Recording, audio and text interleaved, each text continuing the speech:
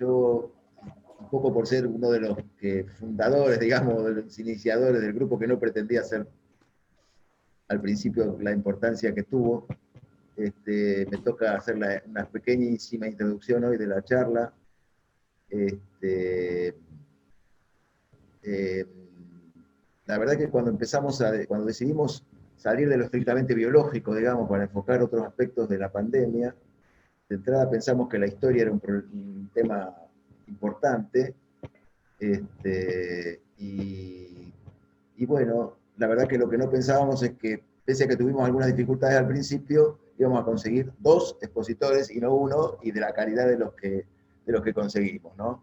En ese sentido estamos contentos, orgullosos, digamos, de tener un catedrático como Ruiz Domenech, y tener hoy a Corina Lucia, o Luquía, a quien yo no conocía, y contacté a partir de buscar a alguien que pudiera desasnarnos sobre un tema que en realidad los médicos de historia sabemos bastante poco, pero sí entendemos que puede ayudarnos mucho a interpretar qué pasa con la pandemia, ¿no? O qué pasa en el mundo, quizá. Bueno, simplemente Corina es doctora en historia egresada de la UBA, es profesora de historia medieval en la Facultad de Filosofía y Letras también de la UBA, y es investigadora independiente del CONICET y experta en estos temas. Por eso me parece muy importante e interesante escuchar lo que ella tenga que decirnos sobre el tema que sería pensar históricamente una pandemia de la peste negra a la COVID-19, ese es el título de la charla de hoy.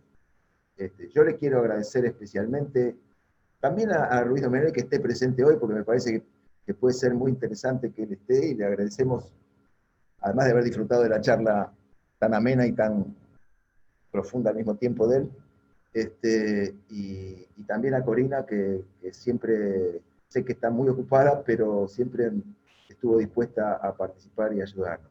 Creo que nos va a ayudar mucho esto, sobre todo en una cosa que está en un poco el lema de nuestro grupo, que es buscar información veraz, con argumentos serios o pesados, tratando de huir un poco de lo que ahora se llama fake news, y que yo llamaría mentira, que tiene una visión sesgada, y que impide o aleja de la verdad muchas veces, y de la posibilidad de entender lo que sucede. Yo creo que la introducción tiene que ser corta, además, pero que las 2 charlas nos van a ayudar a entender un poco más todo, y a salir de esa visión distorsionada de la realidad, que muchas veces, a veces intencionadamente, a veces inocentemente, pero transmiten la mayoría de los medios, y a veces también de los supuestos opinólogos. Lo otro, bueno, quiero recordarle un poco, como decía Claudio, nosotros venimos siguiendo un esquema de presentación de las charlas. Un poco, alguien decía el otro día que se asemeja a los ateneos que como la mayoría de nosotros, no sé si Corina sabe, somos un grupo que nace a partir de varios viejos, diría, gente grande relacionada con la salud, o trabajadores de la salud, profesionales de la salud. La mayoría del grupo surge de ahí, pero también se han ido agregando amigos y amigos de amigos, y fue cambiando un poco la mecánica, pero conserva la tradición, diría, de los ateneos que solíamos disfrutar en los hospitales, que consiste en que alguien exponga y después haya una sesión de preguntas y comentarios recogiendo también la opinión del expositor. Vamos por hoy a seguir esa rutina que pondrá Corina un rato, de acuerdo a lo que a ella le parezca, y después haremos la sesión de preguntas y comentarios comentados. Para eso les pedimos que mantengan cerrados los micrófonos, que yo recién los cerré todos, no con ánimo de censura, sino con ánimo de tranquilidad en la reunión, y que después, cuando alguien quiera hablar, pida la palabra a través del chat o a través de levantar la mano, y ahí sí habla el micrófono y diga libremente lo que se le ocurra decir, siendo conciso, pero al mismo tiempo iniciando, si es lo posible, con una muy breve presentación de quién es el que habla, como para ubicar a los que no lo conocen, especialmente al expositor o a los expositores. Bueno, las charlas son grabadas y son después ubicadas en el canal que el grupo COVID-19 tiene en YouTube. Seguramente mañana o pasado estará colgada la charla de hoy, y creo que no me olvido de nada. ¿Eh? Entonces, te paso a Corina la palabra. Que supongo tiene el micrófono cerrado, pero... Ahí me desmuteé. Bueno, en primer lugar quiero agradecer la invitación, y cuando preparaba mi intervención pensaba que pocas veces uno tiene la oportunidad de, en los agradecimientos de convocatoria a un determinado encuentro, ya empezar a desarrollar algunos contenidos y algunos problemas, en este caso conceptuales. Porque el agradecimiento no es solamente por la convocatoria a este intercambio, sino porque implica el hecho de que hoy seamos además dos historiadores con el profesor, implica romper con esa parcelación de conocimiento y de saberes que tanto daño han hecho a la posibilidad de conocer mejor. Entiendo este intercambio y desde ese lugar planteo mi agradecimiento inicial como la posibilidad de establecer un diálogo entre áreas del conocimiento, entre disciplinas que no solamente no se comunican, sino que se desconocen absolutamente. Y me parece que ya con esta idea que desde el título de mi intervención pretendió homenajear a un gran historiador al que admiro mucho, que es Pierre Vilar, que titula precisamente su libro de memorias Pensar históricamente, y voy a tratar de honrar su memoria intentando una invitación a pensar de ese modo. ¿De qué manera la parcelación del conocimiento también tiene un origen histórico? También hay historia en esa parcelación del conocimiento. Y esa parcelación del conocimiento, que en términos de la lógica de productividad social nos hizo más productivos, porque es verdad, sabemos muchas más cosas. Desde el punto de vista de la calidad integral del conocimiento, o si se me permite, de una perspectiva humanista del conocimiento, lo que provocó fue precisamente la fractura de la posibilidad de pensar todos los fenómenos como fenómenos totales, como fenómenos integrales, con aristas particulares que merecen sus explicaciones particulares. En este desconocimiento mutuo que tenemos entre las humanidades, las ciencias naturales y exactas, tomando la taxonomía más tradicional, hay un empobrecimiento individual, nos pasa a los que nos dedicamos a las humanidades, pero seguramente les debe pasar a ustedes también. Y ese empobrecimiento, vuelvo al inicio, tiene un origen histórico, y tiene que ver con las necesidades de un proceso de desarrollo de la producción capitalista, donde el objetivo de la maximización de la productividad obligaba y obliga, vamos a ver de qué manera obliga ahora, allá por el siglo XIX, a acotar los campos de estudio para explotar al máximo posible el desarrollo de esas cada vez más microáreas, diría yo. Ahora, más que certezas, quiero compartir con ustedes incertidumbres que de alguna manera expresan el clima en el que nos encontramos todos, al menos desde marzo del año pasado. Y para compartir las incertidumbres, me parece adecuado comenzar con algunos interrogantes. Y retomando esta cuestión de la parcelación del conocimiento y de la incomunicación y el desconocimiento entre áreas, me preguntaba si sabemos más que en el pasado. Pero cuando formulaba esta pregunta, encontré el propio error en la formulación, porque la pregunta adecuada en realidad debería ser, ¿conocemos mejor que en el pasado? Porque sin duda sabemos más. Y esto me sirve para pensar el contexto actual de la pandemia en términos de tratar de reunir ese conocimiento desmembrado, ese conocimiento parcelado, con el que cargamos desde hace más de un siglo. Y creo que la historia es un ámbito en el que es muy fructífero intentar, aunque sea en este ejercicio de un rato en el que nos encontramos, procurar reunir esas partecitas en que todos los fenómenos que son objeto de estudio de las áreas que sean han sido descompuestos.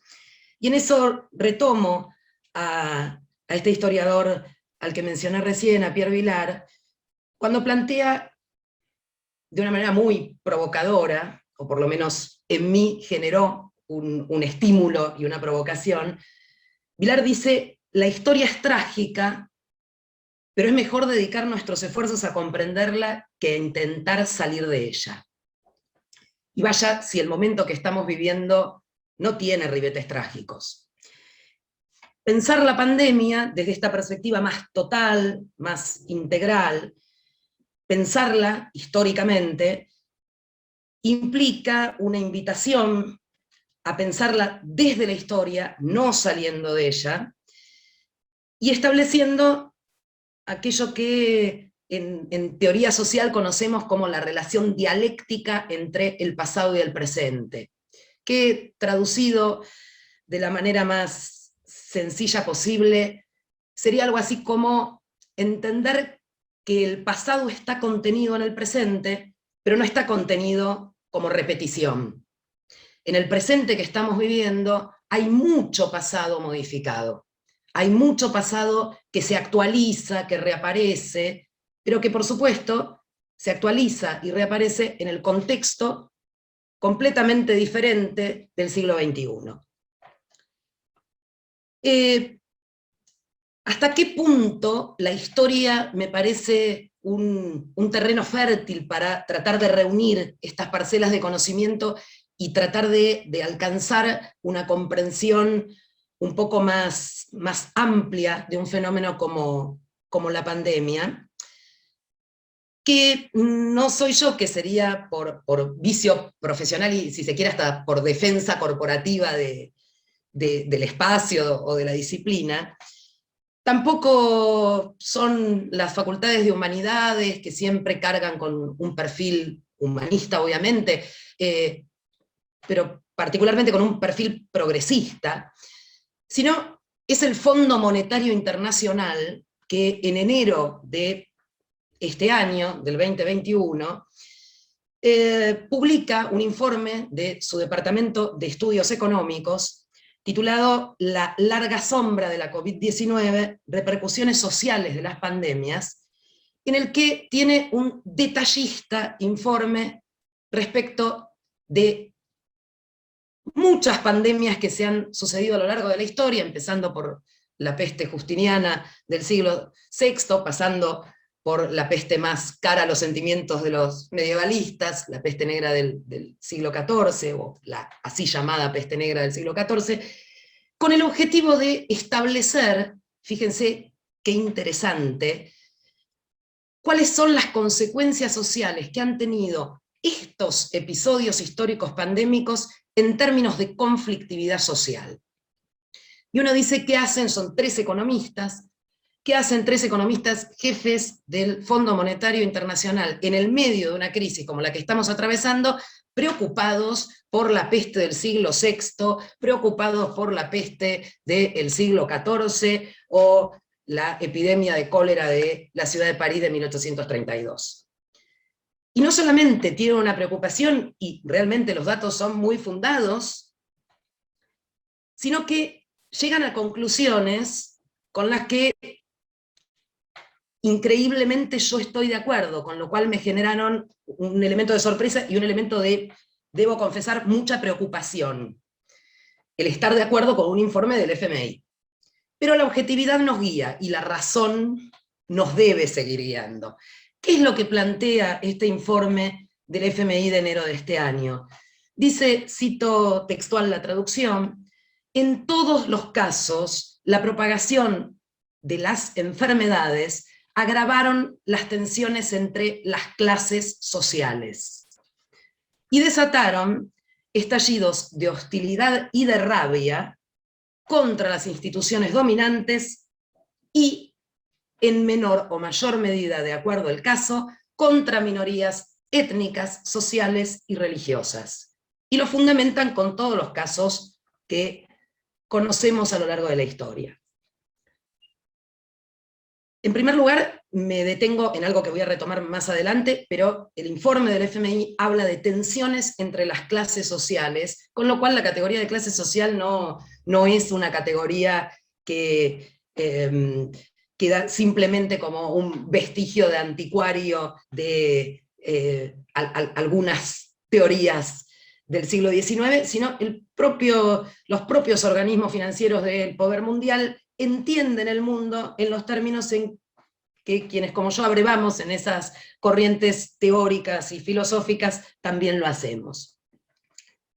Pero ¿qué me interesa de este informe, más allá del hecho anecdótico de que es muy sorprendente esta preocupación por la historia en el medio de una pandemia? ¿De qué manera los organismos de poder internacional buscan en la historia de enseñanzas, con el objetivo, no el que me motiva a mí a buscar en la historia esas enseñanzas, pero sí con el objetivo de intentar que esas situaciones percibidas como amenaza no se reiteren? Y entonces van a producir algo que me pareció también muy interesante, en base a esta preocupación por el vínculo que encuentran a partir del estudio de distintas situaciones históricas entre el estallido de epidemias y el desarrollo de coyunturas de conflictividad social muy aguda, de coyunturas a las que perciben como el desarrollo de movimientos contestatarios que amenazan en mayor o menor medida a determinadas instituciones de poder, se propone la elaboración, y de hecho están elaborándolo, de un índice que denominan, por sus siglas en inglés, RSUI. Es un índice de tensión social reportada. Ahí vamos a tener, podríamos tener, pero no voy a aburrirlos con eso, toda una discusión metodológica sobre cómo medir la conflictividad social. Ahora, el hecho de destinar recursos, esfuerzos intelectuales, etcétera, a tratar de establecer un mapeo a nivel global desde los lugares más recónditos y de las conflictividades más pequeñas hasta los procesos de lucha más profundos que en nuestro continente estamos viendo, experimentando incluso de manera muy cercana, lo que muestra es de qué manera no solo la historia es un ámbito al que las instituciones dominantes se ven en muchas ocasiones como esta obligados a apelar para encontrar elementos que les sirvan para elaborar políticas estratégicas en una situación como la actual, sino como al mismo tiempo esta idea de la relación entre pandemia y crisis social y conflictividad social es una idea que está en la cabeza de muchas de las instituciones y organismos que en este momento consideramos, y lo son, hegemónicos. Y eso me llevó a pensar si esta preocupación era efectiva, esta preocupación que aparece en este informe era efectivamente pertinente. Y concluí que sí, que efectivamente es pertinente, no solo por las lecciones que podemos encontrar en la historia, sino porque la realidad está mostrando procesos de fricción cada vez más agudos. Ahora, ¿qué relación podemos establecer entre estos procesos de crisis social que se expresan como conflictividad social y la pandemia? Y aquí me parece que, para tranquilizar mi conciencia y mi espíritu, ya empecé a encontrar algunas divergencias con la lectura que los especialistas especialistas del Fondo Monetario tienen respecto a este problema. Y tiene que ver fundamentalmente con que desde esta perspectiva de los organismos multilaterales de crédito, etc., la idea de la crisis aparece como consecuencia de la pandemia. Y por el contrario, la mirada histórica nos permite entender cómo, en realidad, la crisis es un contexto preparatorio. La crisis social es un escenario en el cual las pandemias se despliegan con mayor o menor intensidad acorde a la singularidad del caso histórico. Y en este punto me parece fundamental preguntarnos, vuelvo a insistir, los invito a mis incertidumbres y a compartir mis interrogantes más que a mis certezas, me parece fundamental interrogarnos por las condiciones que hacen a la aparición de una nueva zoonosis como la que se ha generado. Y acá creo que pensar la crisis como escenario preparatorio, como condición previa, nos remite a una dimensión del análisis histórico, pero no solo histórico, que tiene que ver con las formas en que las sociedades producen. Y es ese ámbito de la producción, ahora lo voy a tratar de explicar mejor y con mayor precisión, pero de la producción en un sentido muy amplio, es el ámbito que yo identifico como el principal espacio de las contradicciones que preceden al estallido de esta pandemia. ¿De qué forma se organiza la producción en una sociedad? ¿De qué forma nos organizamos para producir nuestra subsistencia, pero en un sentido más amplio, producir nuestra vida, nuestras relaciones, nuestros vínculos, nuestras formas políticas? Y esto está absolutamente vinculado con otro aspecto fundamental, que tiene que ver con las formas de apropiación y de vinculación que las sociedades construyen con la naturaleza. Las formas en que nos organizamos para producir y las formas en que construimos nuestro vínculo con la naturaleza caracterizan la singularidad de un régimen social y diferencian, desde el punto de vista histórico, un régimen social de otro. Y en esto, las, aún a mi modo de ver, tímidas, tibias, preocupaciones respecto del origen de la actual pandemia y el vínculo de la actual pandemia con el avance de la frontera agrícola, con el vertiginoso desarrollo del agronegocio y con las formas cada vez más agresivas respecto de la naturaleza de la producción industrial.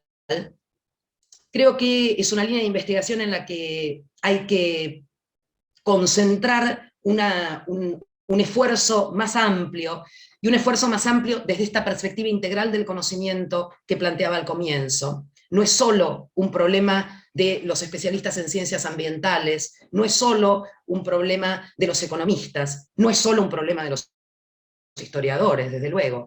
Es un problema integral porque implica pensar en las formas en que nuestras sociedades producen, pero fundamentalmente en la forma que a lo largo de los últimos siglos ha cobrado la naturaleza, transformándose en terreno, espacio de la valorización.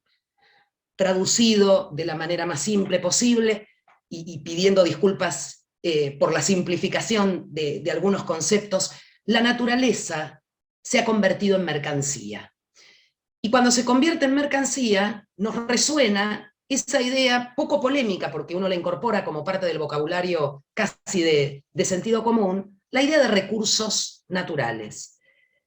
Incluso muchas posiciones ecologistas plantean la necesidad de proteger los recursos naturales. Y el recurso natural es la naturaleza apropiada y mercantilizada.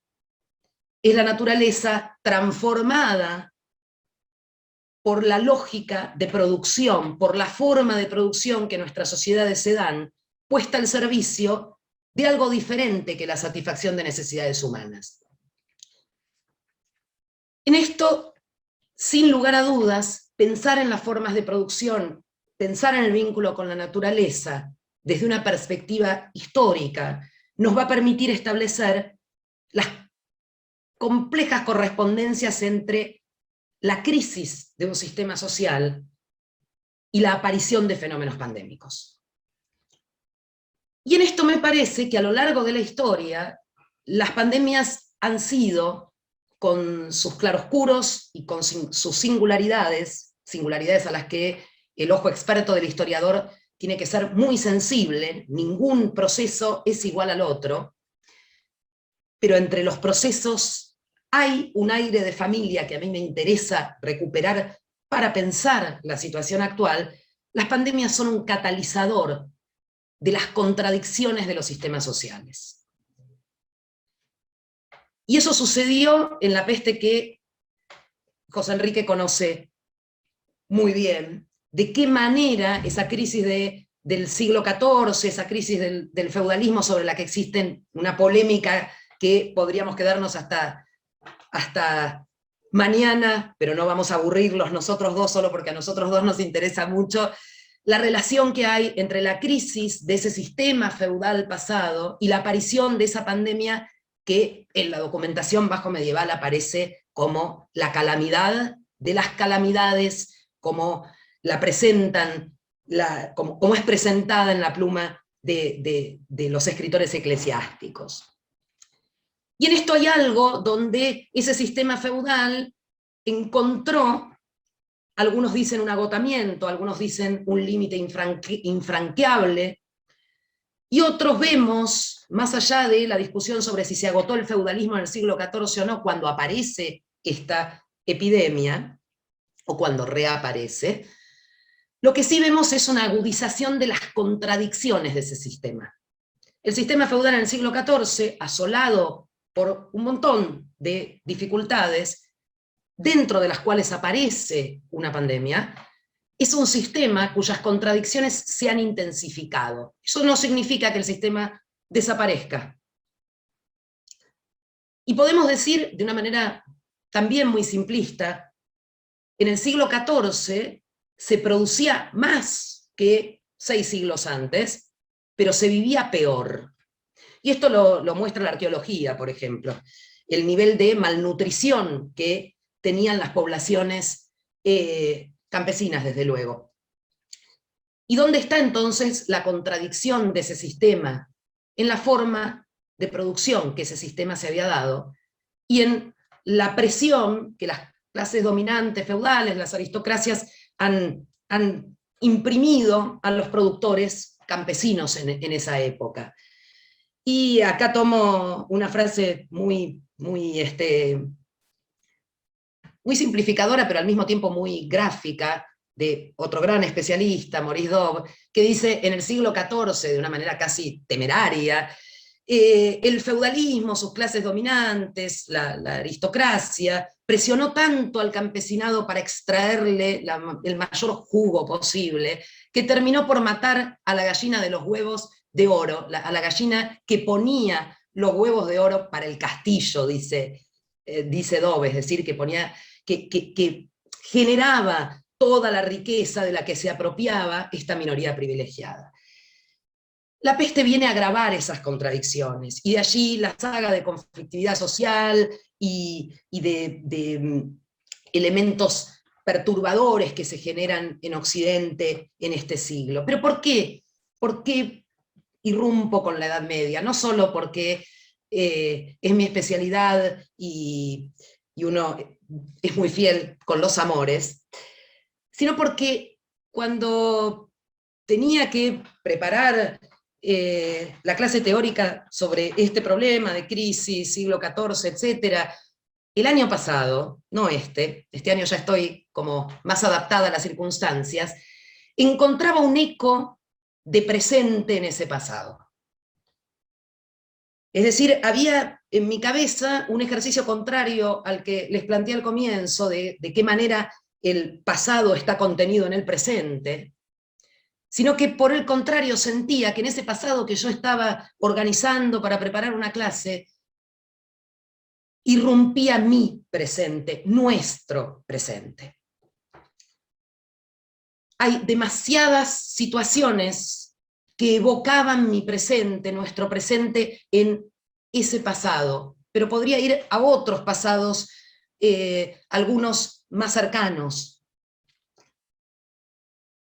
Esto me lleva a la cuestión de en qué medida todas las pandemias que surgen en un contexto, en ese escenario de agudización de las contradicciones de un sistema social y por ende de crisis de ese sistema social, que irrumpen con una población debilitada, pero que también irrumpen con una población muy desigual. Uno puede ver en muchos casos de pandemias, incluso tomando la confusión sobre cuál era el tema de la charla de hoy, incluso lo que sucede en la Argentina con la epidemia de peste amarilla. Las poblaciones, las sociedades, salen de esa situación crítica de pandemia agudizando las tendencias previas. Los ricos salen más ricos, los pobres salen más pobres. Y esto no es una maldición divina, sino que es resultado de un desarrollo histórico. Pero si estoy planteando la relación entre pandemias y escenario de contradicciones y crisis social, vuelvo a mis agradecimientos del comienzo y a la importancia de intentar reconstruir un abordaje integral del conocimiento. ¿Por qué? Porque la pandemia entonces, como decía, ya no los aburro citándole historiadores, sino un biólogo alemán del siglo XIX, ustedes seguramente más de uno lo conocerá, Rudolf Virchow, decía: una epidemia es un fenómeno social que tiene algunos aspectos médicos. Un provocador era Virchow, sin lugar a dudas.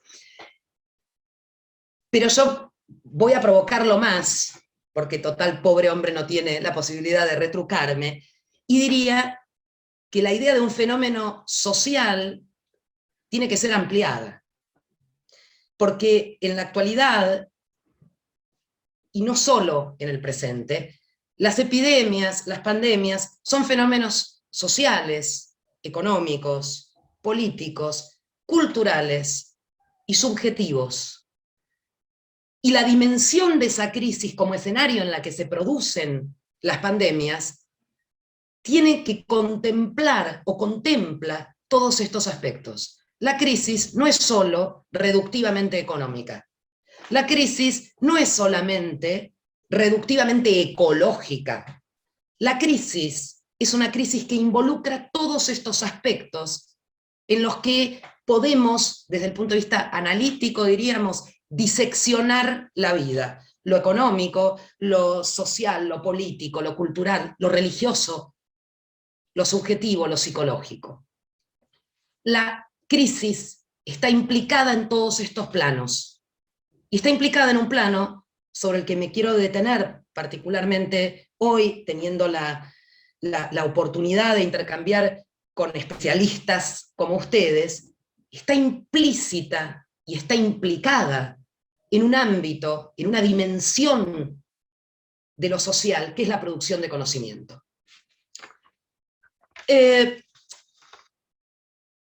Esta vinculación entre el pasado y el presente, y este presente que me irrumpía en ese pasado que yo estaba tratando de organizar para preparar una clase, como les decía hace un instante, me llevó a leer un texto, ahora sí perdonen, un nuevo, una vez más, un historiador y un medievalista, un historiador, un medievalista francés, Guibois, a leer ese texto que había leído hace 20 años, 15, con la clave de esa preocupación por el presente que me estaba permeando mi lectura de la historia.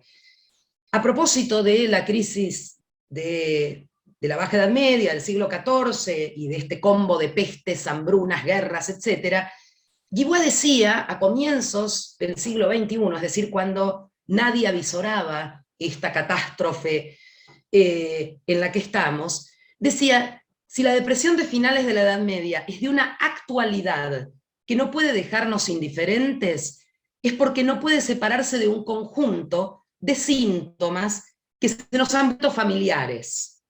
La fragmentación de un cuerpo social con su cortejo de exclusiones, la traición de sus élites en un sálvese quien pueda individualista, la invasión del campo político por la corrupción y las facciones, y, sobre todo, dice Bois, y yo lo resalto, el letargo del pensamiento en un conformismo puesto al servicio de los poderosos del momento. Leer esto en el contexto del 2020, recuperarlo en un contexto un poco más esperanzador en el 2021, pero no demasiado, al menos en lo inmediato, no solamente muestra una actualidad que sorprende, sino que me lleva a esta dimensión de la producción del conocimiento como una de las formas de producción que creo que están en crisis. ¿Y en qué medida estas formas de producción del conocimiento en la actualidad inciden tanto en el origen de la pandemia como en la ineficacia de las respuestas que a nivel global, en lo inmediato, desde el 2020, se han ensayado?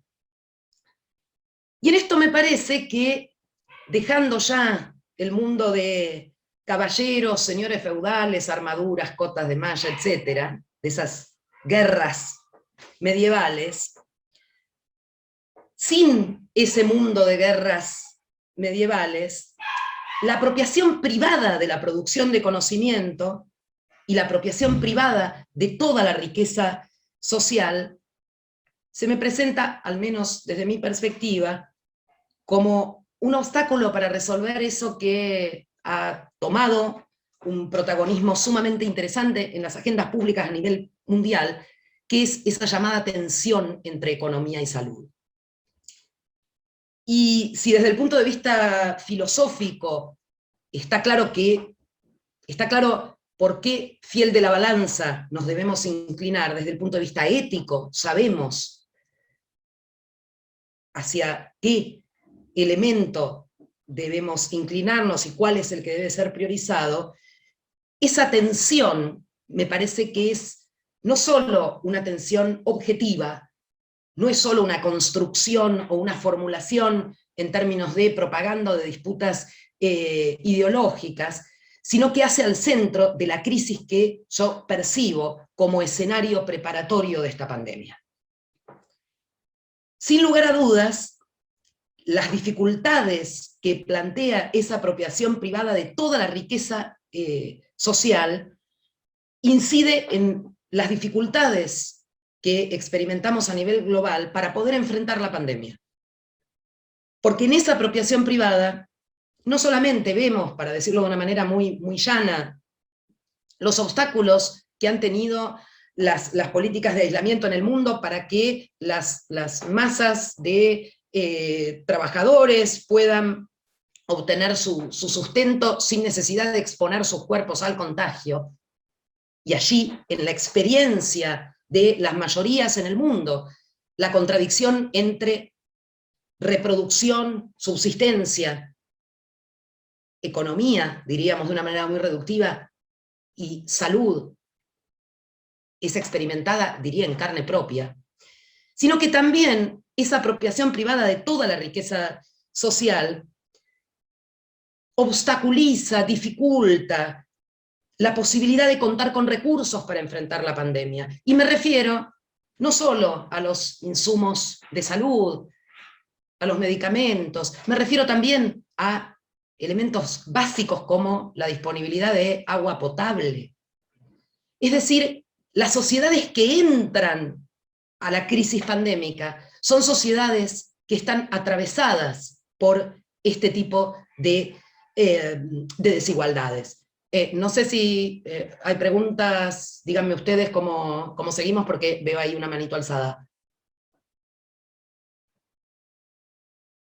Después, perfecto. Y me parece que, sí, En general, me parece, la mecánica que seguimos es que vos concluyas tu exposición dejándonos un tiempo y como para que hacer todas las preguntas que surjan, digamos. Ese será perfecto, nuestro desafío. perfecto, perfecto, gracias. Me parece que estas dificultades para hacer frente a la pandemia y esta puesta en el centro de la escena de la tensión entre economía y salud, en cierta manera descorrió el velo y nos permitió al menos tener la oportunidad, si la aprovechamos o no, es algo sobre lo que voy a concentrarme ahora sobre el final, nos permitió preguntarnos cómo producimos, es decir, volver a esa inquietud inicial respecto de las formas de producción y del vínculo con la naturaleza que les planteaba al comienzo. Cómo producimos y cómo la forma en que producimos, y yo decía producimos vida, que es un concepto que aparece en autores como Marx, por ejemplo, en esos maravillosos manuscritos de 1844, donde no concibe la producción solo en términos de la producción material de bienes para la reproducción física, sino cómo producimos nuestra vida social y por ende nuestra vida individual. Preguntarnos sobre cómo producimos en estas sociedades implica a su vez pensar cómo esa forma de organización social incide no solo en la aparición de pandemias como esta, sino en las dificultades que tenemos para enfrentarlo. Y yo creo que la ausencia de esta pregunta, o al menos de los esfuerzos del campo intelectual por aprovechar este corrimiento del velo, que las dificultades estén allí, arriba de la mesa, para hacernos estas preguntas, me vuelve a la dimensión de la crisis con la que comencé y con la que estoy atosigándolos al cabo de toda esta intervención. El campo intelectual no se pregunta estas cuestiones, porque la crisis atraviesa al campo de las ideas también. Y en última instancia, pienso si estas respuestas que tenemos o que se han dado a nivel global frente a la pandemia no son expresión de la crisis, pero al mismo tiempo lo que revela que son expresión de la crisis es su carácter absolutamente histórico. Escuchando la conferencia del profesor del martes pasado, él mencionaba cómo todas las técnicas que se han aplicado, desde las técnicas de aislamiento, las cuarentenas, etcétera, son un producto histórico. Hay poca novedad en las reacciones inmediatas que a nivel global las sociedades han generado para enfrentar la pandemia. Hay historia ahí, una historia que pareciera muy impotente cuando las medidas de cuidado, cuando los sistemas de aislamiento, esas cuarentenas que se han formalizado se han institucionalizado allá por el siglo XIV, se aplican en sociedades que están fundadas en la lógica de la circulación. Nuestras sociedades son sociedades donde todo circula. Circulan las personas, circulan las mercancías, circulan los conocimientos, pero también circulan los virus. En esta imposibilidad de pensar nuevas estrategias en lo inmediato como reacción a una pandemia, no solamente encontramos la presencia ahora sí del pasado en el presente, sino a mi modo de ver, las limitaciones que tienen las formas históricas de producción de conocimiento y en particular la forma histórica actual de producción de conocimiento. Y ahí vuelvo a las preguntas. ¿Qué conocimientos estaban disponibles cuando descubrimos que había una amenaza de esta envergadura? ¿Podíamos disponer de mejores conocimientos? Y vuelvo a lo cualitativo, mejores, no más. ¿Qué límites teníamos? Y podemos hablar, por ejemplo, para mencionar hechos concretos, de cómo en los Estados Unidos se cerraron centros de investigación de enfermedades prevenibles por cuestiones de estricto ajuste fiscal, diríamos, pero yo creo que más allá de este hecho concreto, la idea de no producir un conocimiento que permita adelantarse a un fenómeno tan conocido como una pandemia y tan reiterado casi con periodicidad a lo largo de la historia, tiene que ver con el para qué de la producción del conocimiento. Y en esto me parece que si bien las discusiones actuales sobre el financiamiento del sistema de salud, las discusiones actuales sobre la desigualdad del acceso a los recursos entre los países y hacia el interior de los países, la saludable, desde mi perspectiva, discusión respecto de las patentes, todos estos elementos puestos en debate son no solamente necesarios, sino, yo diría, urgentes, pero me parece que hay otro aspecto que queda fuera del debate, y que esa ausencia de debate tiene que ver con la crisis tanto del campo intelectual como del campo científico en general. Y en esto me parece que la historia nuevamente nos sirve para historizar este aspecto particular de la producción, que es la producción de conocimiento. Cuando en plena revolución científica del siglo XVII la ciencia se identifica con la verdad, la ciencia se convierte en ese paradigma dominante que va a desplazar al paradigma religioso como percepción y como explicación del mundo. Cuando la ciencia se convierte en este paradigma dominante, yo diría, se presenta como lo que es, el punto más elevado de la razón, pero siendo ese paradigma dominante, también se presenta como lo que no es. Es decir, se presenta como un campo completamente autónomo y neutral de búsqueda de conocimiento. Y acá voy a tomar a un autor que me acompañó mucho en la cuarentena, que es un biólogo e investigador del CONICET que se llama Guillermo Folguera, que él hace filosofía de la ciencia, y en un libro que se llama La ciencia sin freno, de cómo el poder subordina al conocimiento y transforma nuestras vidas, libro que recomiendo, precisamente habla de cómo la ciencia como discurso oficial se subordina al poder, dice, abraza, cito textual, una aparente neutralidad que pareciera no conocer finalidades, sino explicar lo que es, más que preguntarse los para qué. Y en esto, este biólogo se cuestiona las implicancias que para él tiene, y en esto yo coincido, no hacerse las preguntas más allá de lo que hacemos, dice él. No preguntarnos más allá de la actividad rutinaria de descripción y de análisis de un objeto. No preguntarse más allá de la descripción, y dice, no preguntarse sobre las condiciones de producción del campo científico, y yo agrego del campo intelectual, o del campo de producción de ideas, en un sentido amplio. Y si la ciencia se piensa a sí misma como neutral, naturaliza el estado de conocimiento. Y entonces, cuando en el siglo XIV la pandemia era el castigo divino, la pandemia del siglo XXI tiene otras formas religiosas de ser explicada.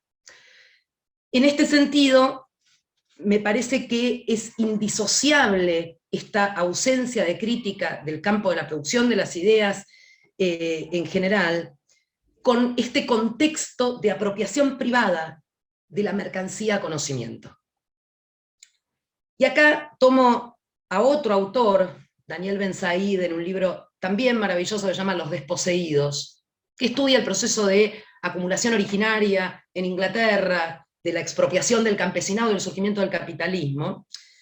Pero este autor francés actualiza eso, pensando en las primeras décadas del siglo en el que estamos, del siglo XXI, y él advierte un nuevo proceso de expropiación en este siglo XXI. Y dice, ya no se expropian más tierras a los campesinos para convertirlas en mercancías y poder producir para el mercado.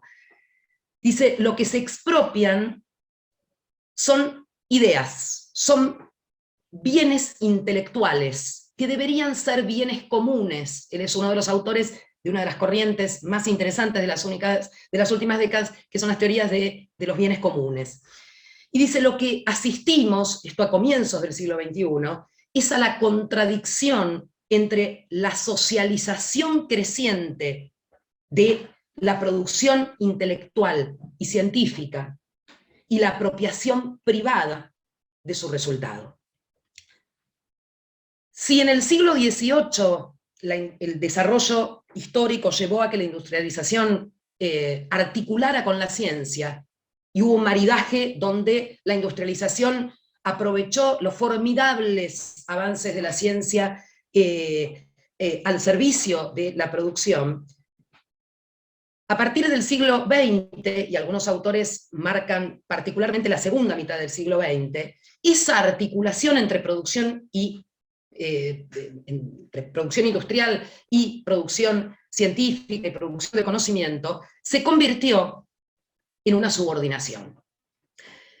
Y así es como, al menos lo planteo desde una perspectiva crítica y, si me permiten, muy doliente para los que somos defensores de la razón, la objetividad, es realmente una situación muy crítica. ¿De qué manera la actividad y la producción del conocimiento subordinada a los intereses de la acumulación y de la apropiación privada se encuentra completamente permeada por la lógica del beneficio, por la lógica de la rentabilidad que imprime su sello a todas las producciones, al menos a aquellas que logran alcanzar éxito?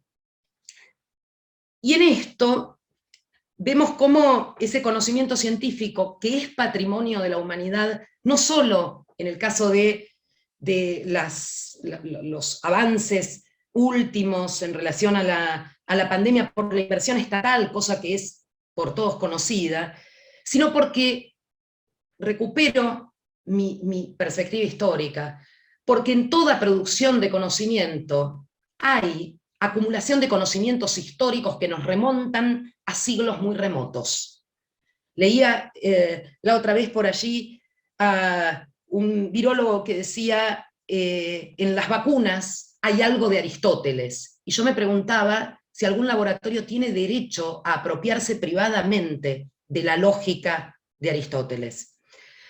El conocimiento científico tiene reglas, que son las reglas que impone la necesidad de la maximización de la ganancia y la obtención de rentabilidad. Y su producto cada vez más tienden a ser mercancías en guerra, como se ha puesto a la moda decirlo, secuestradas por corporaciones que se apropian de todo lo que es común, de ese patrimonio común de la humanidad, se apropian del conocimiento, y en estas circunstancias de la vida, para privarnos en cierta medida de la vida y el conocimiento. Y yo creo que si desde el campo del racionalismo no se cuestiona las formas de producir, si quienes estamos en el campo de la producción de conocimiento en el área que sea, pero particularmente quienes abrevamos en el paradigma del racionalismo, no habilitamos estos cuestionamientos, no nos preguntamos por las formas en que producimos conocimiento, abrimos la puerta a los brotes de racionalismo, de negacionismo, que son muy comunes en situaciones pandémicas, que caracterizan esa otra dimensión de la crisis, esas manifestaciones de reacción social que cobran la forma de pogromos antisemitas en la Edad Media, pero que cobran formas de delirios de fanatismo religioso también, que cobran la forma del negacionismo actual, que aunque es minoritario, por suerte, por ahora, no es un fenómeno vernáculo, sino que aparece en todas las sociedades.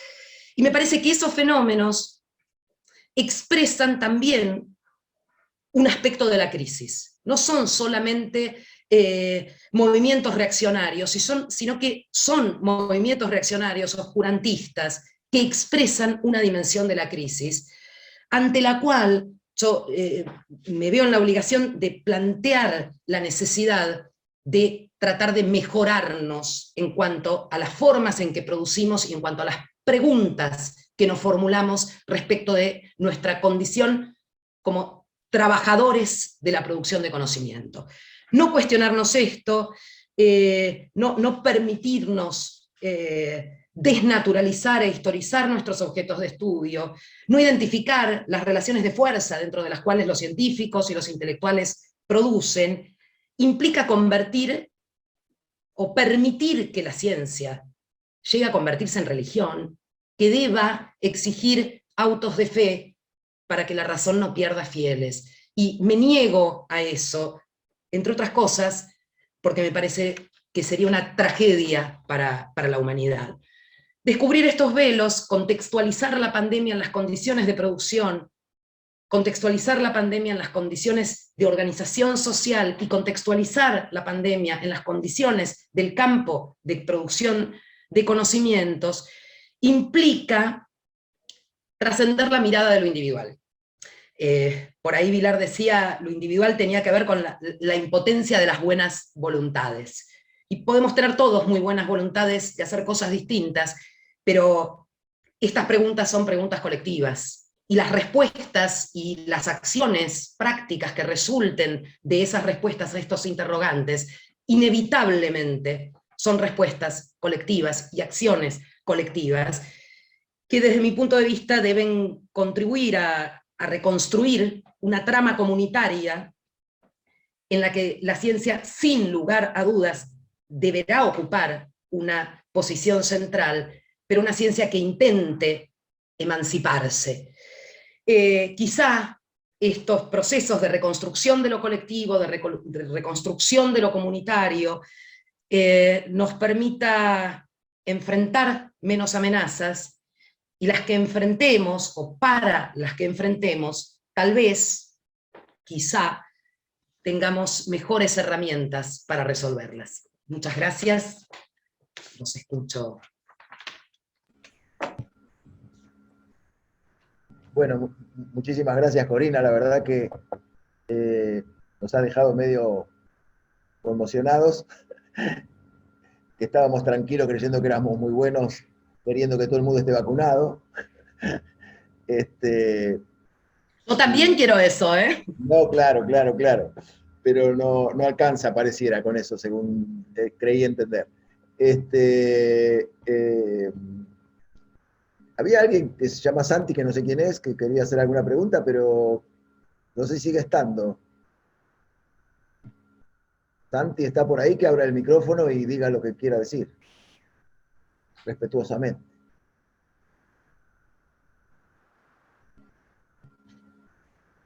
Bueno, no sé, el otro que sé que tenía una pregunta, supongo que van a empezar a llegar algunas preguntas. No todos se habrán quedado tan impactados. Estaba Carlos Nava, que quería decir algo, que yo sepa. Si hay alguien más, les pido que me ayuden a coordinar. No sé, Carlos, ¿querés hacer la voz? La pregunta la anotaste, pero estaría bueno que lo expliques. Sí, Lucía, bueno, a mí en parte me molesta las preguntas que uno se manda un discurso y dice todo lo que piensa. Entonces, nada, te quiero decir, me pareció brillante tu charla, me gustó muchísimo, nos dejaste muchos interrogantes y creo que hay dos partes más importantes. Uno es esto de la apropiación del conocimiento científico, que bueno, da para mucho, pero te quería preguntar sobre un tema que dijiste al principio de la charla y que me pareció que podía ser bueno, dar una perspectiva. Y vos dijiste que que en todas las pandemias había habido muchas tensiones sociales, muchas rabias y estallidos y tensiones entre las clases sociales. Y me gustaría si pudieras decir algún ejemplo de eso y cómo terminaron esos estallidos sociales. Y la otra parte que está ligado con eso es, vos hablaste de este trabajo del Fondo Monetario Internacional, que la verdad es un hallazgo muy interesante tuyo. Si pudieras decir algo de cómo miden, de qué índices miden ese índice de tensión social, qué indicadores miden.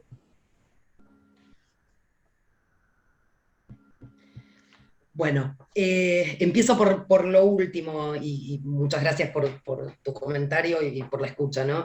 Empiezo por lo último, la cuestión del índice.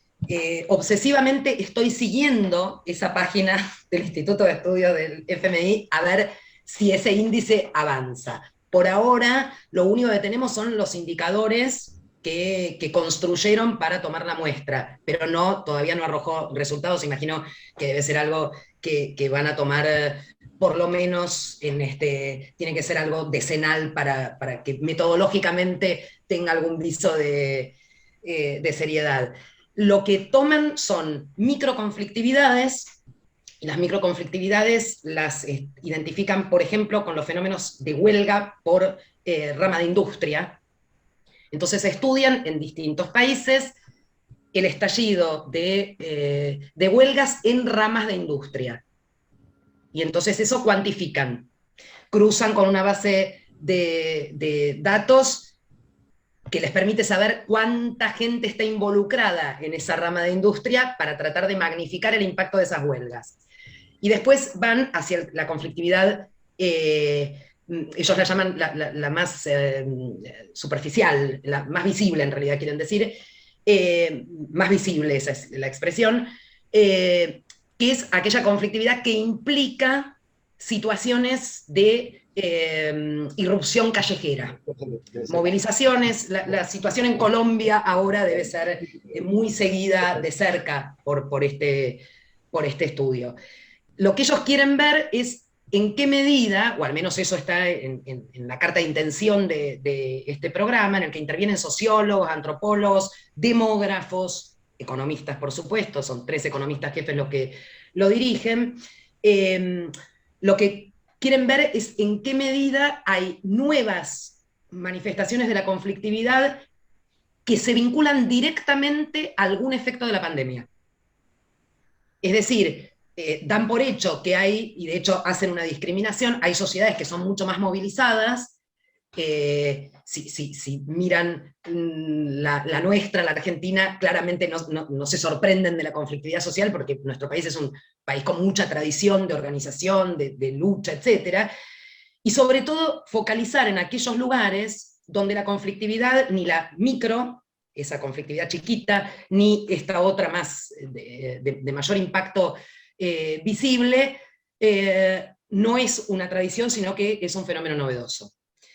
A mí me interesa mucho ver los resultados de esa investigación, porque lo van a traducir, como suelen hacer desde la econometría, que a mí me genera muchas dudas y algunas objeciones desde el punto de vista metodológico, construir un índice de conflictividad y tratar de secuenciar la evolución de esa conflictividad desde el inicio de la pandemia el año pasado, pero particularmente la preocupación de este equipo de investigadores está en función de las consecuencias de la pandemia, ¿no? de ese día después que estuvieron conversando la semana pasada.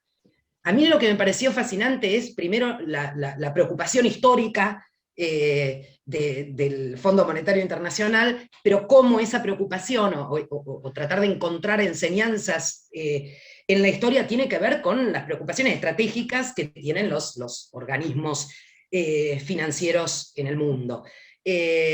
Prometo pasarles el material y el link a la página donde se puede seguir esto, para que cuando estén cargados los datos lo puedan ver. Pero el informe lo tengo y lo socializo. Respecto de los estallidos sociales, bueno, es sumamente interesante cómo, por ejemplo,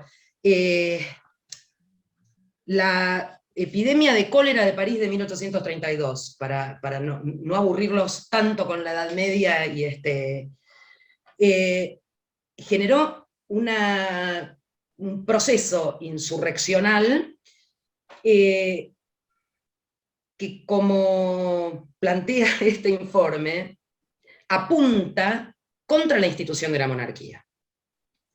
Ahora, podríamos decir, en términos de progresividad histórica, bueno, esa epidemia, por las condiciones en que se desató la epidemia de cólera en París, que afectó particularmente a las poblaciones trabajadoras que desde luego eran las que vivían en peores hábitats, más hacinados, con condiciones de insalubridad, etc.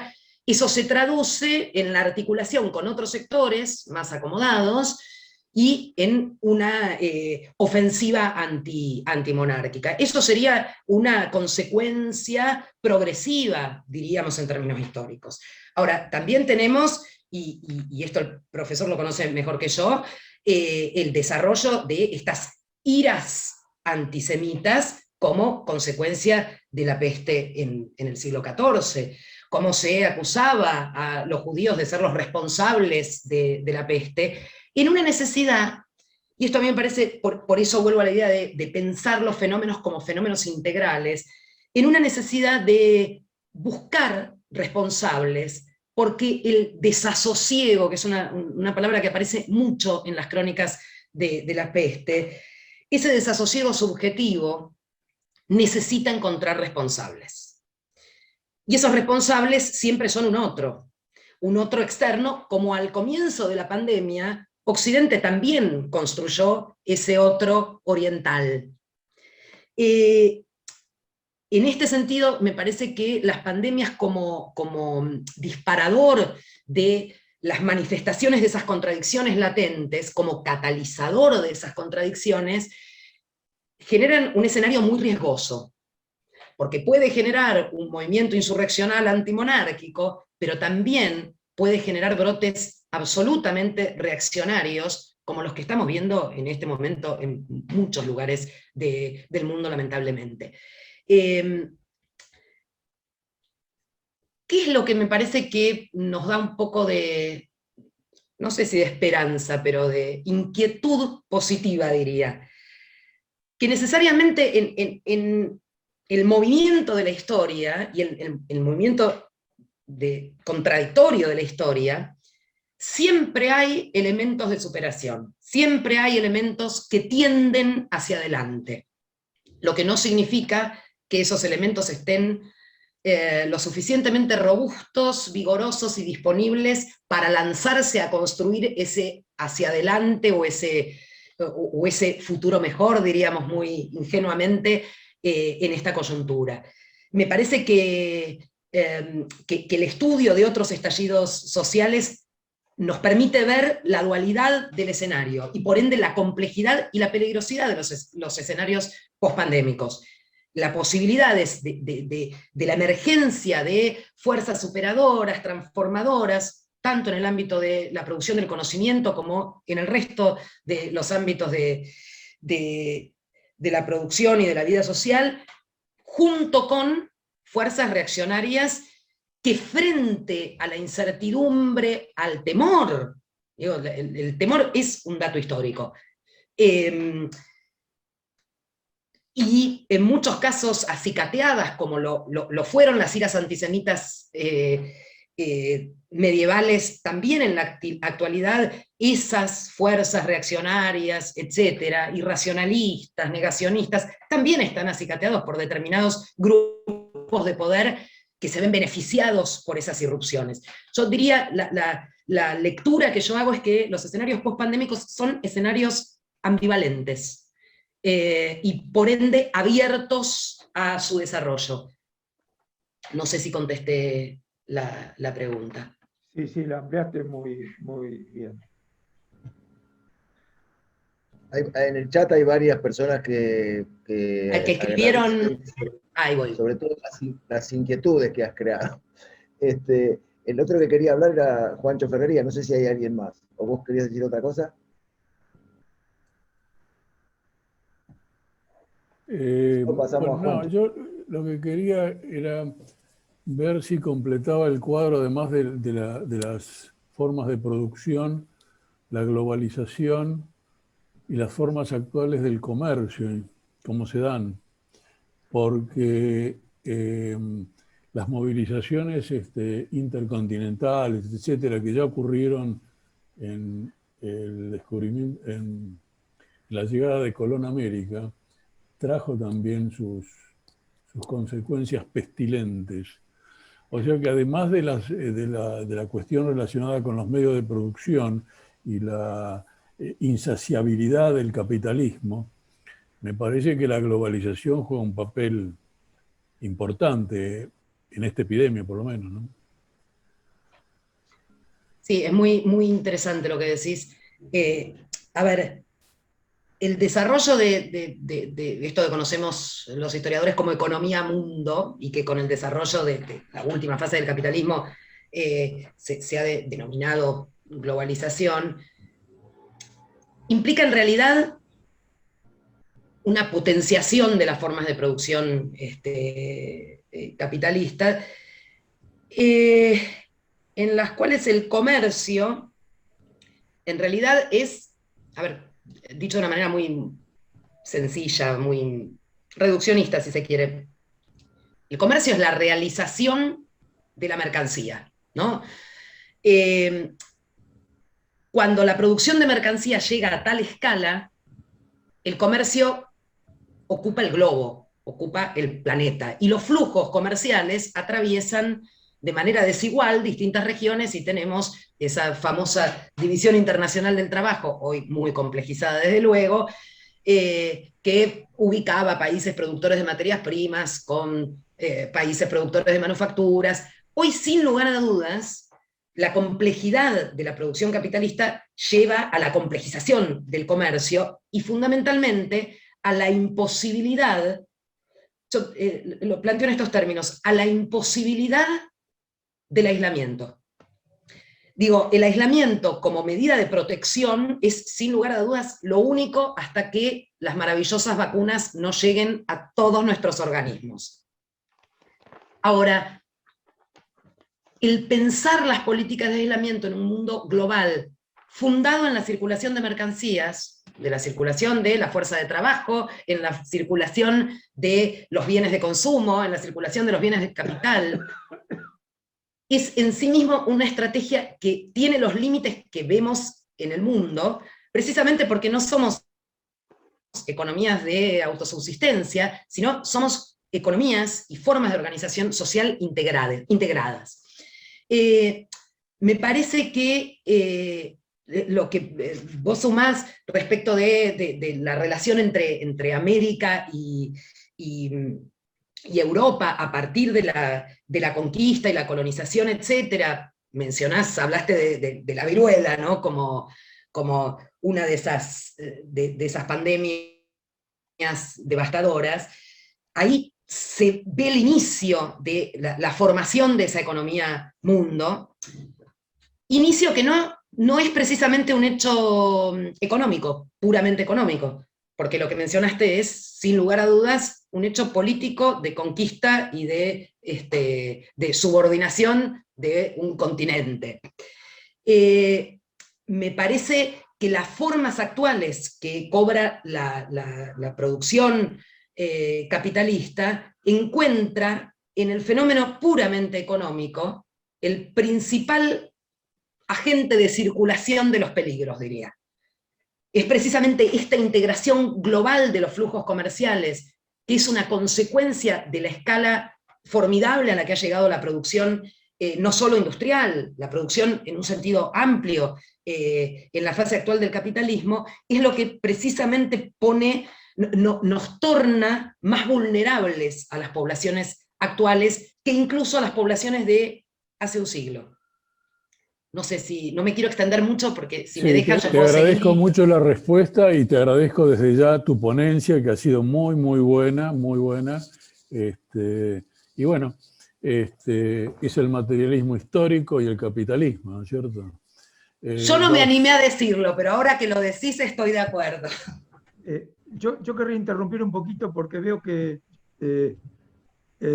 José Enrique se está retirando, saluda, y querría ver si quiere hacer algún comentario para todos.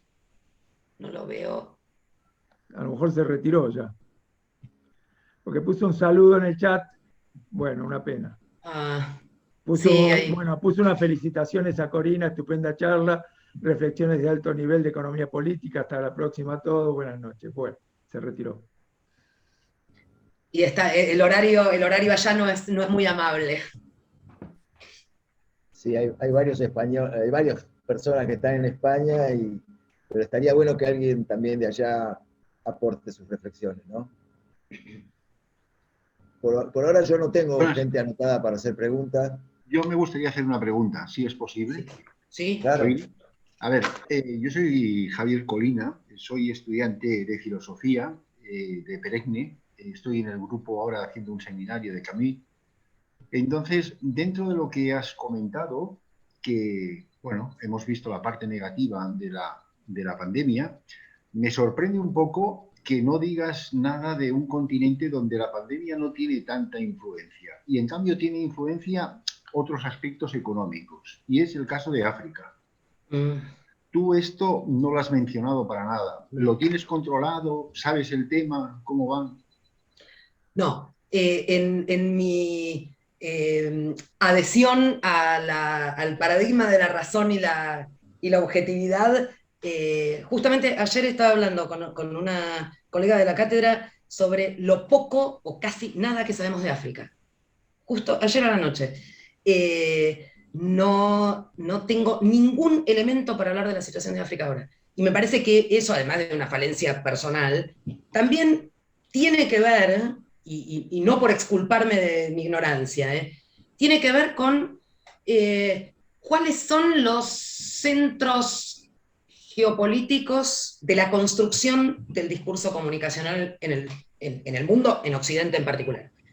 África siempre queda fuera de, no solamente de la percepción, de la construcción de la narrativa, sino, yo diría, África no es el mundo. En la percepción occidental, África sigue siendo, más allá de los procesos de desarrollo económico, de complejización social, África no es la misma de la década del 60 o de finales del siglo XIX, sigue siendo un otro absoluto, un continente casi entero, porque hay situaciones diferenciadas con Egipto, por ejemplo, sigue siendo un otro desde el punto de vista del paradigma de percepción de los problemas sociales. Cosa que no sucede con Asia.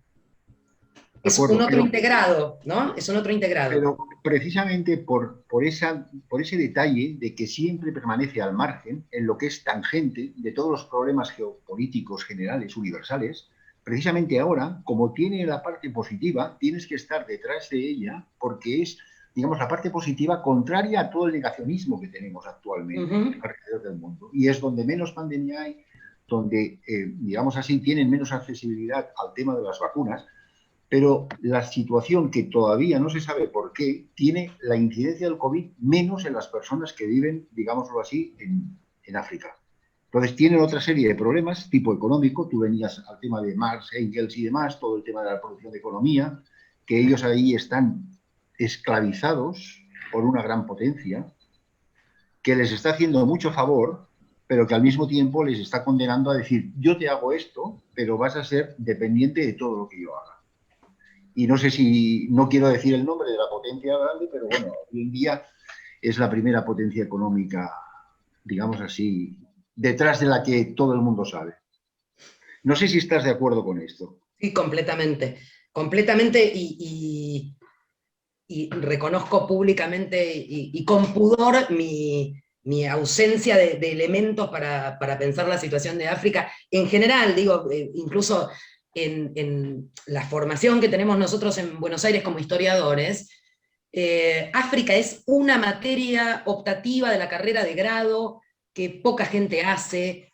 Por eso digo, lo pienso no solo en esta situación, sino cómo queda fuera del radar de percepción de Occidente. Pero reconozco que además es una falencia personal, ¿no? Por eso no quería eludir la responsabilidad, y me parece súper interesante tu inquietud de poner los ojos allí. Gracias por la respuesta. Estaba también Eduardo del Cerro, con interés de no sé si preguntar o hacer un comentario. Sí, gracias. El tema de África me conmueve particularmente, y es bueno que tú te lo hayas sacado, ¿no? España tuvo también que ver con mucho en África en su momento. Yo tuve dos experiencias de trabajo, una en Congo-Kinshasa y otra en Angola, que me han marcado visceralmente, diría yo. Y coincido con Corina que África para nosotros es un otro absoluto, es algo que no existe. También lo que dice Tote, que bueno, no mencionó, pero es el caso de China, que aporta para los países del África subsahariana algo esencial para su desarrollo, pero a costa de una intromisión y una, no sé si decir un neoimperialismo económico, pero que obviamente no responde siempre a las necesidades y aspiraciones de los africanos. Y respecto a la epidemia, hemos visto que los indicadores de infecciones y de muertes por COVID-19 en África, con una excepción parcial en Sudáfrica y algo en los países del África del Norte mediterráneos, todos los países restantes, la inmensa mayoría de los 54 países africanos, al sur del desierto, tienen una baja proporción de infecciones y de muertes. Otra vez vi un informe de Madagascar que hay muchos muertos, pero en general es muy bajo. ¿Por qué es muy bajo? Posiblemente un subregistro, seguramente, ¿no? Ahí la estructura de salud es muy precaria, no permite saber qué es lo que está pasando. Los muertos son más difíciles de ocultar. Yo creo que de hecho hay menos COVID, en parte porque ellos tienen muy pocos viejos, ¿no? No pasa el 3 al 4% de la población, los viejos en la África negra, mientras que en China es 11% y en algunos lugares de Europa es más del 20%. Y en parte porque al vivir aisladamente, con muchas barreras naturales, el contagio es menor, tampoco tienen viajes turísticos como hay en otros países, etc. Y por otro lado, yo diría que no le hace falta a los pobres negritos, lo digo cariñosamente esto, ¿no? Africanos, el COVID-19 para estar amenazados. Recordemos que el ébola es una entidad que tiene una letalidad del 50%. Cada 2 enfermos, uno muere. Afortunadamente, se limitó por el esfuerzo internacional de algunas organizaciones que no son los países dominantes precisamente, y en parte espontáneamente o por motivos desconocidos. Pero tienen tuberculosis, tienen VIH, tienen paludismo, tienen oncocercosis, que quedan ciegos por eso, tienen fiebre amarilla. O sea, hay tantas, y algunas son terribles. Por ejemplo, el caso del paludismo. África tiene más del 90% del paludismo del mundo, de la muerte por paludismo del mundo, y 2/3 de esas muertes son chicos de menos de 5 años. Hablar de paludismo y de muertos en el mundo significa muerte de negritos de 2, 3, 4 años que nunca salen en los diarios. Nunca salen en los diarios. Y todos los días pasa por centenares y por miles. Por miles. Hay 400.000 muertos por año en el mundo, más de 1.000 por día, solamente por el paludismo. La inmensa mayoría de los VIH no tienen tratamientos, por ejemplo. Tienen tratamientos muy parciales. Me disculpa que entré en esto, pero me llamó la atención la explicación de Corina, la caracterización de Corina de hablar de un otro absoluto. Y también la de Tote de hablar de esclavizados por una nueva potencia. África es nuestro gran desconocido y el que está fuera de los medios. Si pasara en cualquier país occidental cada día la 10ª parte de lo que pasa en África, tendríamos los medios en rojo. Pero pasa en África. ¿Y cuánto vale un negrito? Vale mucho menos que un europeo, seguramente.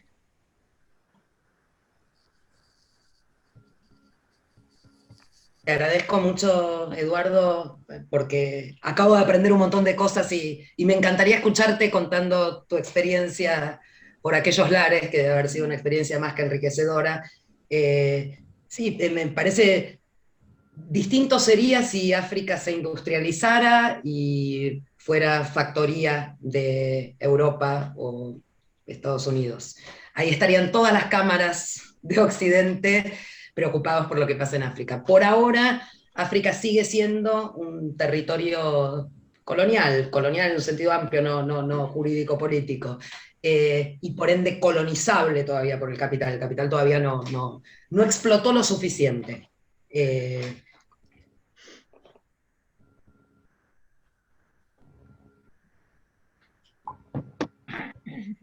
Bueno, no sé si hay más comentarios o preguntas.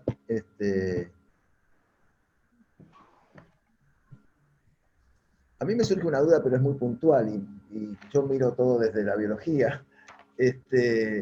Seguimos las curvas de los distintos países, y, por ejemplo, me llama la atención las curvas de países como Australia, Nueva Zelanda, bueno, China, que se cuestiona mucho la veracidad o no de las estadísticas chinas, China continental, que con una política de aislamiento antigua, como vos dijiste hace un rato, bueno, tuvieron éxitos importantes, ¿no? En cuanto a cantidad de casos y control de la pandemia, relacionándolo con otros países supuestamente incluso más poderosos, ¿no? No sé si tenés alguna reflexión de eso.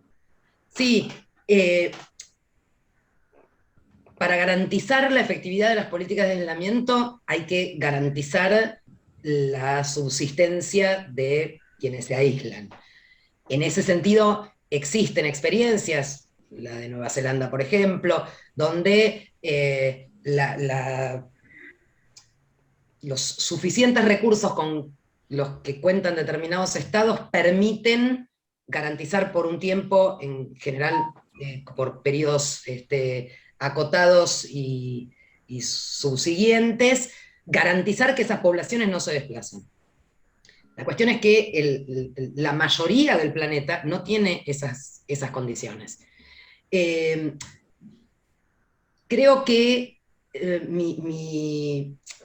mi recuperación de la idea del carácter histórico de estos aislamientos que se institucionalizan con las cuarentenas en el siglo XIV, etc., tiene que ver con, por un lado, con un aspecto positivo, que es cómo el conocimiento, por eso planteo la idea del conocimiento como patrimonio de la humanidad, no solo de la humanidad actual, sino de la historia de la humanidad, de las generaciones que nos preceden. El conocimiento, el aspecto positivo es que ese conocimiento histórico es el que hoy se recupera y nos permitió, con sus casos más exitosos como los que mencionás, casos menos exitosos, etcétera, nos permitió ese conocimiento histórico hacer algo. Como a los gobiernos comunales de las ciudades medievales, el conocimiento de los griegos les permitió hacer algo. Fíjense cómo se van transmitiendo en distintas situaciones de crisis estrategias que son estrategias históricas creadas por sociedades muy remotas en el tiempo. Y entonces en esas máscaras que ustedes habrán visto, porque se empezaron a difundir las imágenes de los médicos prácticos con esas máscaras de pico puntiagudo que tenían en el pico una serie de hierbas para tratar de fundamentalmente para evitar que el hedor de los cuerpos afectara a los especialistas. En esas máscaras, como en las túnicas esas que hoy diríamos se ponían productos sanitizantes, bueno, se ponían un preparado de hierbas y productos animales que están en galeno. Es decir, uno podría decir, en el siglo XIV no inventaron nada. Y no inventaron nada, y podríamos decir, en el siglo XXI no inventamos nada. En esta idea de que no hay invención, en esta idea de, pero estamos haciendo lo que se hacía hace no sé cuántos siglos, hay un aspecto positivo, que es cómo la producción de conocimiento es una acumulación permanente y superadora, ¿no? Esto que les decía de la perspectiva dialéctica de la relación entre presente y pasado, entre pasado y presente. El pasado está contenido en el presente, pero modificado. Eso creo que es un aspecto positivo y es uno desde la perspectiva más filosófica, para mí el elemento por el cual hay que, bueno, al menos desde el que yo reivindico, la idea de que ningún conocimiento puede ser, ninguna producción de conocimiento puede ser pensada como producción de mercancías y por ende como objeto apropiado privadamente. No solo por el esfuerzo actual, sino porque en cada uno de esos logros, como en el campo intelectual exactamente sucede lo mismo, en cada uno de esos logros hay el esfuerzo de un pasado que sigue vivo. Hay un esfuerzo contenido de la humanidad, ¿no? ¿Cuál es el aspecto negativo de esa presencia en estas respuestas que en un punto son muy débiles? que hay un desacople entre el enorme y formidable desarrollo científico y tecnológico del último siglo y la posibilidad de que ese desarrollo científico y tecnológico sea puesto, como reza el juramento de graduación de mi facultad, dice algo muy hermoso, que es, dice, juráis que pondrás vuestra ciencia y vuestro arte al servicio del bienestar de la humanidad. Y ese juramento, que no, me imagino que otras facultades lo tendrán, pero la Facultad de Filosofía y Letras de la Universidad de Buenos Aires, ese es el juramento que hacemos, a mí esa parte del juramento me parece muy bella, es poner nuestra ciencia y nuestro arte al servicio del bienestar de la humanidad. El problema es cuando nuestra ciencia y nuestro arte no puede estar al servicio del bienestar y la humanidad, no porque no tengamos voluntades individuales en ese sentido, sino porque estamos inscritos en un sistema donde las líneas de investigación no se deciden libremente, donde los financiamientos no se deciden libremente, donde el destino de nuestro hacer creador no está decidido libre y autónomamente como procuraban aquellos pensadores humanistas y renacentistas. Igual me parece, desde el punto de vista técnico del funcionamiento de determinadas estrategias, uno lo ve, a ver, la peste que yo conozco es la peste de 1348, 1351, 53, depende del área. Y uno ve cómo las mismas estrategias en determinadas regiones funcionan, en Italia funcionan mucho mejor que en otras regiones como Inglaterra, que realmente es brutal el efecto. Y uno dice, se pusieron en práctica las mismas estrategias. Bueno, yo creo las mismas muy precarias estrategias que, imagínense, existían en el siglo XIV. Yo creo que los efectos diferenciales tienen que ver con lógicas que involucran desde condiciones de hábitat a condiciones de sociabilidad, a vínculos y formas de organización comunitaria diferenciadas, a cuestiones geográficas. La peste negra afectó mucho más a las regiones costeras, a las regiones litorales, que a las regiones interiores. Y allí sí, retomando lo que conversábamos antes respecto del comercio y la integración global, eran sociedades en las que el comercio era infinitamente menos vivaz, menos desarrollado, se encontraba menos desarrollado que solo un siglo y medio más adelante, con lo cual el retraso en la llegada de la epidemia también tiene que ver con cuestiones geográficas, económicas. Digo, lo que me interesa mucho es pensar el origen de una pandemia, pensar el desarrollo de una pandemia y pensar las consecuencias de una pandemia desde esa perspectiva integral a la que yo aludí al comienzo de mi intervención, desde esta pluralidad de dimensiones. Yo levanté la mano, quería decir algo si no hay nadie. Dale, ya vamos cerrando, pero sí, dale. No, a ver, tanto Lucia como Domenech, los dos dijeron que en esta pandemia no se había inventado nada y que se habían aplicado las técnicas medievales prácticamente.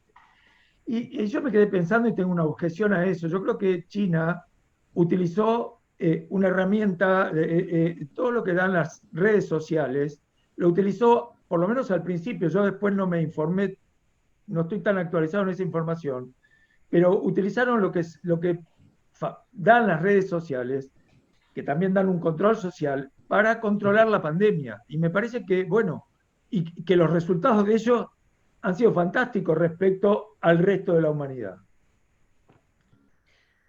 Me parece muy interesante lo que planteas, porque es un ejemplo en el que se ve esta idea, o se plasma esta idea de la relación dialéctica entre pasado y presente. ¿Por qué? En las estrategias de contención, con un elevadísimo control social centralizado a nivel gubernamental en China, se utiliza una estrategia del pasado, el aislamiento, el encierro, pero se tramita esa herramienta del pasado a través de un desarrollo formidable de las fuerzas productivas que tiene que ver con la revolución informática y el desarrollo de de las redes. Cómo se articula esa estrategia pasada con un formato absolutamente novedoso que la potencia y que la hace, y en esto agradezco mucho tu comentario, que la potencia conservándola al mismo tiempo que la transforma.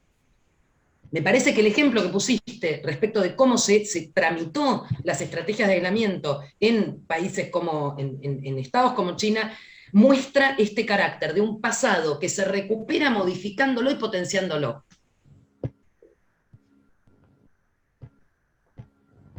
Mucho antes que todo el resto del mundo de esta pandemia y que es una amenaza importante. Sí, yo creo que estamos cerca del final, pero Liliana, Lorenzo creo que quería decir algo también. Sí. ¿Tengo voz? Sí. Dale, Lili, abrí el micrófono. Sí, va. Rápido. Corina, muchísimas gracias. Realmente nos encantaste, en el mejor sentido de la palabra. Digamos, nos tuviste pendientes de tus palabras. A mí personalmente me encantó ese rescate que hiciste del documento del FMI, que todos nos morimos por leer. Y dos o tres cosas. Una, esto que señalaste, muy bien señalaste, que estamos padeciendo una zoonosis y que no va a ser la última, se vienen más. Que este desastre en el aprovechamiento de los recursos naturales que estamos viviendo nos lo pone furiosamente en la agenda. Yo debo confesar que durante muchos años pensé que la ecología era cosa de hippies. Lamento haber pensado eso y probablemente no haberme comprometido más con algunas causas, pero estamos cosechando lo que sembramos y vamos a cosechar más. Así que preparemos los cascos y las armaduras para lo que viene. Y la última reflexión es esto que dijiste, que la ciencia no es neutral.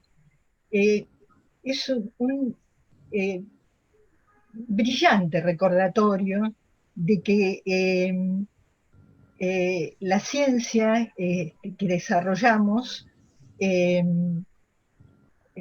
a ver, no es para bien de todos, sino que es aprovechada en sentidos que muchas veces nos dañan. Bueno, me encantó también que abriste como la puerta a la esperanza.